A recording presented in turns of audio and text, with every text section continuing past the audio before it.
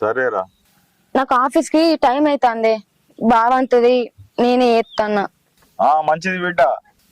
సరే నాన్న, ఉంటానని. ఉంటా మరి. అన్న, మా బిడ్డ వాళ్ళ ఇంటికే రమ్మని అంటుంది. మంచిదే కదా, రమ్మంటే పోయి ఆనే ఉండి ఇక్కడ ఏం చెప్తా సరదాగా ఉంటుంది కదా నీకు కూడా.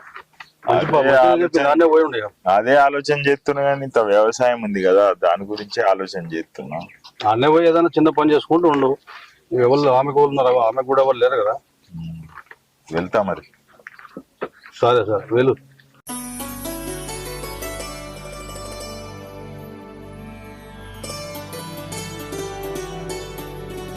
అయ్యో, నాన్న అత్తడన్న విషయం రాజేశ్వరికి చెప్పలే. రాజేశ్వరి,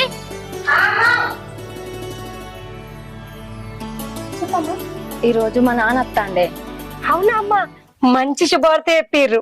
నేనే మీకు ఎన్నోసార్లు చెప్దాం అనుకున్నా, మీ నాన్నుంటే నీకు కొంచెం తోడుగా ధైర్యంగా ఉంటదని. అవునే, ఎన్నిసార్లు రమ్మన్నా కూడా నాకు ఆ పని ఉన్నది, ఈ పని ఉన్నది, పొలం పనులు ఉన్నాయి అనుకుంటా రాలేకపోయిండు. అందుకే ఇప్పటి నుంచి నాతోటే ఉండున్నానని చెప్పిందే. ఇవాళ సాయంత్రం వరకు అత్తడు కావచ్చు, జాగ్రత్త చూసుకో. అయ్యో అమ్మా, మీరు అంతగానని చెప్పన్నా, మీ నాన్న నాకు కూడా తండ్రి లెక్కనే. మంచి